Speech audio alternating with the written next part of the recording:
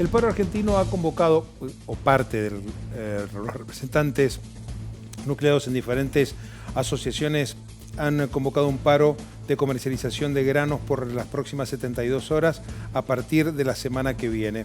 Con excepción de Coninagro, ustedes saben, es conducida por Carlos Iannisoto, a quien ya tenemos conectado. Carlos, ¿cómo le va? Buenas noches, un gusto recibirlo en este 2021. Un gusto recibirte, conectarme contigo, Fernando. No, gracias, Carlos. Muchas gracias. Feliz año. Bueno, el año arranca con al menos las quejas de gran parte del sector agropecuario argentino. Cuéntenos primero hacia dónde y por qué avanzaron en esa dirección la mayoría de las asociaciones que integran la mesa de enlace y por qué Coninagro decidió no adherir, no acompañar esta medida. Muy bien. Empecemos por el comienzo, como usted sugiere, Fernando. Acá hay una historia de todo un año que comienza el año pasado por esta fecha, no sé si recuerda usted, con el anuncio con las retenciones, que apenas asumió el gobierno colocó retenciones y ya estuvo el primer paro del campo. Y luego, durante todo el año, para hacer un relato muy exhaustivo en función del tiempo, hubo diferentes medidas aisladas por parte del gobierno que no favorecieron en absoluto la mayor productividad y la mayor cantidad de hectáreas sembradas ni mayor cantidad de productores.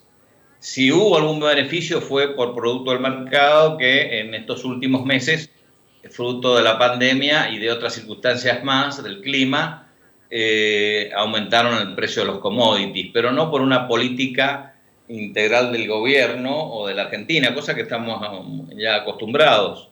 Entonces, aumento de retenciones, Banco Nación que excluye a todos los cereales de los préstamos con algunos beneficios, líneas del Banco Central, resoluciones del Banco Central que no son consultadas y que perjudican la compra de insumos a dólares con la problemática cambiaria que hay. La gota que rebasó el vaso fue la imposición de no poder vender al mercado internacional el trigo. Y esta última, exactamente, la intervención del Estado, como fue en el año 2008, directamente impidiendo la comercialización del trigo por la suba de precios que hubo, que fue fruto de trigo no, maíz. Que no dependen de los me rectifico, maíz, no trigo, maíz. Estaba viendo parte de la producción y me quedé con la del trigo. Maíz. Y yo cometí el error, lo acompañé. Debe ser la hora. Es el tema del maíz. Mire, en el tema del maíz, para hacer rápidamente, no va a haber problema de abastecimiento y hay un problema de precios que está marcado por las circunstancias vinculadas a los commodities. Y hay formas y instrumentos de poder bajarlo para beneficiar, sobre todo, ustedes saben que es el gran alimento para la parte avícola y para la parte porcina. Carlos, y por qué cree usted que el gobierno, por qué cree entonces usted que el gobierno toma este tipo de medidas? Claro, las toma en forma inconsulta y paralizando la venta al exterior para que haya una mayor oferta y baje el precio. Eso ya lo hemos vivido en años 2008, 2009, 2010 y la consecuencia de eso es que luego hay menos hectáreas sembradas y menos rentabilidad. Pero hay un problema social, hay un problema de costos que lo podemos solucionar porque hay que cuidar el bolsillo del consumidor y al productor en su rentabilidad, pero no con una intervención modificando la oferta y la demanda porque sabemos que contra eso no hay forma de operar, pero sí con líneas de financiamiento, con líneas de impuestos, concertando políticas con el Estado, y esto fue una medida inconsulta. De ahí viene la reacción, más todos los antecedentes de todo el año, de la reacción fuerte de todo el sector agroindustrial, porque surge la idea de que en el año donde estuvo el kirchnerismo, la intervención, inclusive hasta el sector ganadero, lechero, se recuerda, Fernando, fue muy fuerte y se produjo todo un descalabro en los precios y también en la calidad. Entonces, para no caer en esa nueva instrumentación, el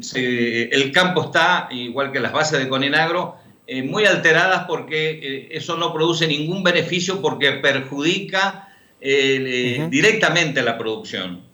Pero aquí hay un contexto social, y ahí viene la diferencia, que quizás sea su otra pregunta, Fernando, Sí. que Coninagro no acompañó la adhesión al paro de la mesa de enlace, si bien coincidimos en que el Estado no puede intervenir en forma abrupta, sino concertar medidas, porque hay un contexto social muy difícil en el mundo y en la Argentina, que consideramos que no es momento que con un conflicto solucionemos otro conflicto, y más un sector que ha podido trabajar durante todo el año. Entonces, Coninagro, a través de sus bases, porque esto no es una decisión mía particular, sino de todas las bases, acuérdense que Coninagro son 800 cooperativas, 120.000 productores, estuvimos desde ayer, todo el día de ayer, todo el día de hoy, consultando a todas las regionales, y consideraban que no es oportuno hacer un paro, sin reclamar, pero buscando el diálogo, buscando de ver cómo nos escuchamos, de una vez más pedirle al gobierno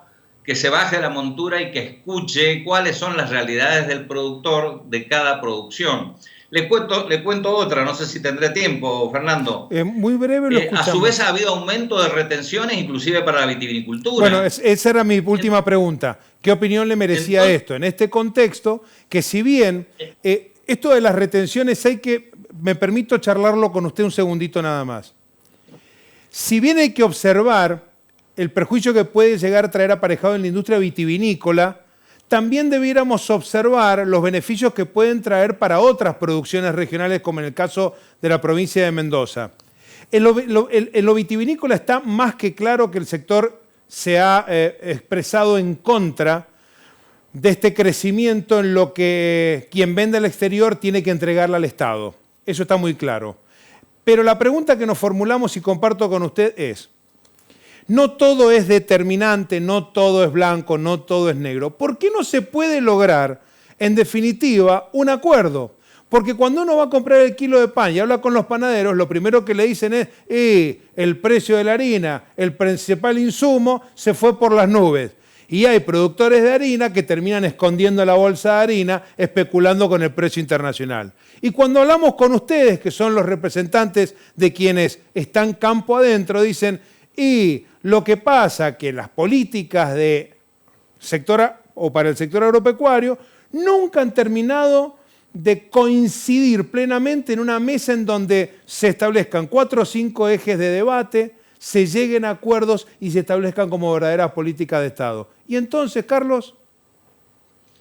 Entonces, Fernando, por eso nosotros consideramos que un paro hoy día no va a contribuir a lo que usted está mencionando, que necesitamos urgente acordar porque los ciclos agrícolas, los costos, las distintas realidades de las diferentes economías regionales son tan distintas que tenemos, pero tampoco es tan difícil, porque está todo ya instrumentado, conocido, como el tema del maíz, como el tema del maní, como el tema del vino, como el tema del limón, en ver los costos, en ver el ciclo agrícola, en ver mercado interno o mercado externo, todo esto, pero lamentablemente tenemos una incapacidad para poder acordar lo que hacen los grandes países que se desarrollan.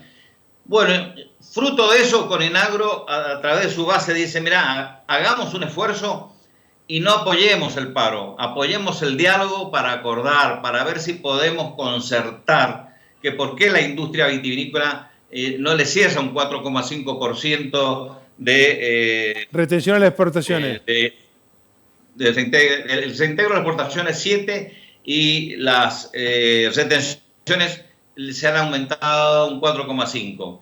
Sí hubo un beneficio para el sector hortícola, muy bien, pero son todas medidas en consulta hechas dentro de un escritorio que si no tienen el consenso del sector productivo y el sector industrial que da trabajo, bueno, esto es lo que nosotros estamos bregando para que haya una política desagregada en un país tan extenso y tan bueno en ese sentido con climatologías. Hoy tenemos las lluvias que tenemos en Mendoza y hay parte de Córdoba que está inundada y parte que tiene, como el Chaco, Santiago del Estero, una sequía brutal. Histórica.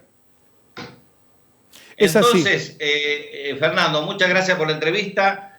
Queremos reclamar al gobierno, hemos pedido hablar con el presidente y su equipo económico para hacer esa concertación, pero me parece que el contexto social no da para un paro. Gracias, Carlos. Muchas gracias por su sinceridad. Bueno, esperemos que, a ver, tal vez sea con Iragro el que tienda el puente de una historia que es cíclica y se repite, lamentablemente. Abrazo grande.